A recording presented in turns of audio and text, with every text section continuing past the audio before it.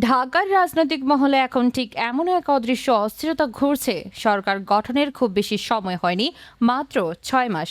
অথচ এর মধ্যেই মন্ত্রিসভায় বড় ধরনের রদ বদলের গুঞ্জন এমন জোরালো হয়েছে যে সচিবালয় থেকে শুরু করে দলীয় অন্দরমহল, টকশো থেকে সামাজিক যোগাযোগ মাধ্যম, সবখানেই এক প্রশ্ন ঘুরছে, আসলে কি হতে যাচ্ছে। কারণ বিষয়টা শুধু কে মন্ত্রী থাকছেন আর কে বাদ পড়ছেন এতটুকুতে আটকে নেই। এর ভেতরে আছে সরকারের পারফরম্যান্স, জোট রাজনীতি, জনমত, সামাজিক যোগাযোগ মাধ্যমের চাপ এবং সবচেয়ে বড় কথা, ক্ষমতায় এসে একটি দল কত দ্রুত নিজেকে সাজিয়ে নিতে পারে সেই পরীক্ষাও। কিন্তু আসল গল্পটা কোথা থেকে শুরু? রাজনৈতিক সূত্রগুলো বলছে রাষ্ট্রপতি নির্বাচনকে ঘিরেই নতুন করে নড়েচড়ে বসেছে পুরো হিসাব। বিশেষ করে একটি গুরুত্বপূর্ণ মন্ত্রণালয়ে পূর্ণ মন্ত্রীর পদ শূন্য হয়ে যাওয়ার পর থেকেই প্রশ্ন উঠতে শুরু করেছে। এই শূন্যতা কি শুধু একজনের জায়গা পূরণের বিষয়, নাকি এটি আরও বড় পুনর্বিন্যাসের শুরু? এখানেই শুরু হয়েছে প্রথম টুইস্ট। যে মন্ত্রণালয়টি নিয়ে এখন সবচেয়ে বেশি আলোচনা সেটি হলো local government, rural development and cooperatives. বাংলাদেশের রাজনীতিতে এই মন্ত্রণালয়কে অনেকেই কেবল প্রশাসনিক বিভাগ মনে করেন, কিন্তু বাস্তবে এটি দেশের স্থানীয় ক্ষমতার নেটওয়ার্ক, উন্নয়ন প্রকল্প, মাঠ পর্যায়ের প্রভাব, জনপ্রতিনিধিদের সঙ্গে সরকারের সরাসরি যোগাযোগ, সবকিছুর সঙ্গে গভীরভাবে জড়িত। অর্থাৎ এই মন্ত্রণালয়ে কাকে বসানো হচ্ছে সেটি অনেক সময় শুধু প্রশাসনিক সিদ্ধান্ত নয়, এটা রাজনৈতিক বার্তাও। এখন শোনা যাচ্ছে এই শূন্য পদে যেতে পারেন বর্তমান হোম মিনিস্টার সালাউদ্দিন আহমেদ। গুঞ্জন যদি সত্য হয় তাহলে সেটা হবে কেবল একজন মন্ত্রীর নতুন দপ্তরে যাওয়া নয়, বরং সরকারের ভেতরে ক্ষমতার দিক নির্দেশনা বদলের একটি বড় ইঙ্গিত। কারণ হোম মিনিস্ট্রি কোনো সাধারণ মন্ত্রণালয় নয়। আইন শৃঙ্খলা, প্রশাসনিক প্রতিক্রিয়া, রাজনৈতিক স্থিতিশীলতা, বিরোধী কর্মকাণ্ড, নিরাপত্তা, মূল্যায়ন সবকিছুর কেন্দ্রবিন্দুতে থাকে এই দপ্তর। ফলে যদি সেখান থেকে একজন মন্ত্রীকে সরিয়ে লোকাল গভর্নমেন্টে নেওয়া হয় তাহলে সঙ্গে সঙ্গে দ্বিতীয় প্রশ্ন উঠে আসে, তাহলে হোমে আসছেন কে? আর সেখানে নতুন আরেকটি নাম ভেসে উঠছে, water resources minister Salahuddin Chowdhury Anee. যদিও তিনি নিজেই এই ধরনের আলোচনা নিয়ে অস্বস্তি প্রকাশ করেছেন, কিন্তু রাজনীতির বাস্তবতা হলো প্রকাশ্যে কেউ রদ বদলের আলোচনা স্বীকার করেন না যতক্ষণ না সিদ্ধান্ত ঘোষণা হয়। তাই তার অস্বস্তি গুঞ্জন থামাতে পারেনি, বরং অনেকের কৌতূহল আরও বাড়িয়ে দিয়েছে। কিন্তু এখানে কি গল্প শেষ হয়? একদমই না। কারণ এই রদ বদলের কথাবার্তায় শুধু পুরনো মন্ত্রীদের স্থান বদল নয়, নতুন মুখ অন্তর্ভুক্তির কথাও জোরে সোরে আলোচনায় এসেছে।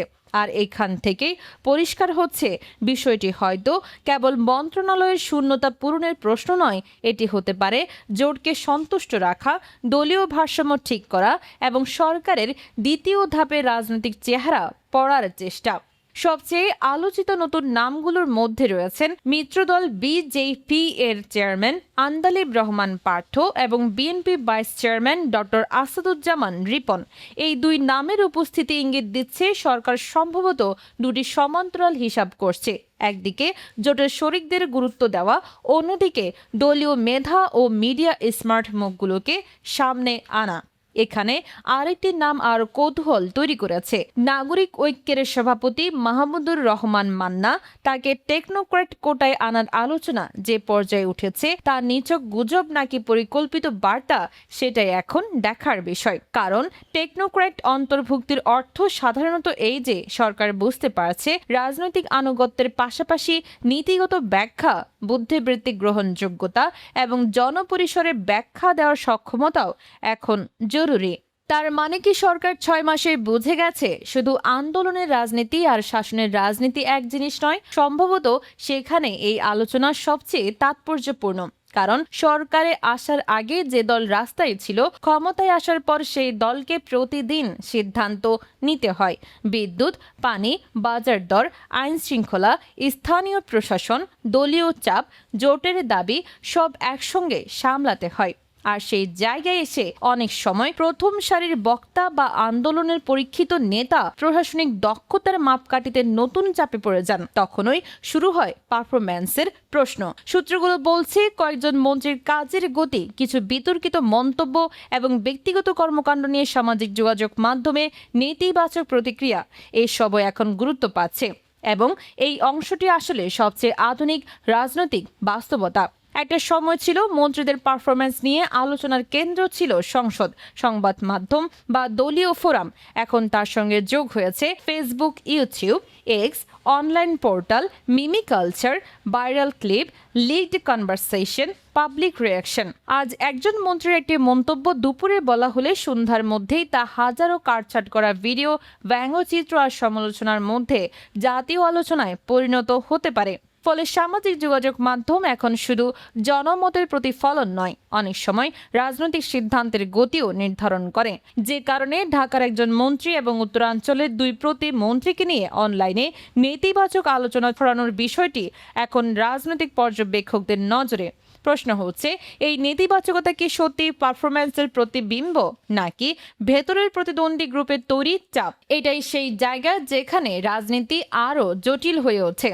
কারণ মন্ত্রিসভার রদবদল কেবল অযোগ্যকে সরিয়ে যোগ্যকে বসানোর প্রক্রিয়া নয়, এর ভেতরে থাকে আনুগত্য বনাম দক্ষতার দ্বন্দ্ব, পুরনো আন্দোলনের পুরস্কার বনাম নতুন প্রশাসনিক বাস্তবতা, জোটের ভারসাম্য বনাম দলের একক নিয়ন্ত্রণ। আবার অনেক সময় আঞ্চলিক প্রতিনিধিত্ব বড় বিষয় হয়ে দাঁড়ায়। কোনো অঞ্চলে ভোট, জনপ্রিয়তা বা রাজনৈতিক বার্তা পাঠাতে মন্ত্রিসভায় সেই অঞ্চলের প্রতিনিধিকে অন্তর্ভুক্ত করা হয়। সেক্ষেত্রে উত্তরাঞ্চল, ঢাকা বা অন্যান্য নাম আলোচনায় আসা মোটেও অস্বাভাবিক নয়। এখন আরেকটি নামের দিকে তাকাতে হয়, লুৎফুজ্জামান বাবর। সাবেক state minister for home affairs হিসেবে তার নাম আলোচনায় আসা নিজেই একটি বড় রাজনৈতিক সংকেত। একইভাবে আব্দুল মুইন খান, মুয়াজ্জিম হোসাইন আলাল, হাবিবুন নবী খান সোহেলের মতো দীর্ঘদিনের আন্দোলন সংগ্রামের নেতাদের নাম ঘোরা মানে হচ্ছে দলীয় ভেতরে এমন একটি অনুভূতি আছে যে কিছু বঞ্চিত বা অপেক্ষমান মুখকে সামনে আনার সময় কি এসে গেছে। এই গুঞ্জনের ভেতরে একটি মনস্তাত্ত্বিক দিকও আছে। ক্ষমতায় আসার পর অনেক দলের মধ্যে প্রথম 6 মাস থেকে 1 বছরের মধ্যে এক ধরনের আত্মসমীক্ষা শুরু হয়।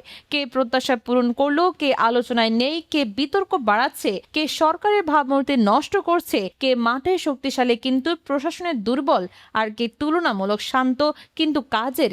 যদি কোনো সরকার খুব দ্রুত বুঝে ফেলে যে জনমতের গতি তার চেয়ে দ্রুত বদলাচ্ছে, তাহলে সে সাধারণত দুটি কাজ করে।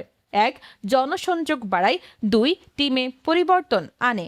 সুতরাং এই আলোচনাকে যদি বড় ফ্রেমে দেখা হয় তাহলে এটি হতে পারে সরকারের কোর্স কারেকশন এর প্রস্তুতি। আপনার মতে একটি সরকারকে শক্তিশালী করে দক্ষ মন্ত্রী নাকি বিশ্বস্ত মন্ত্রী?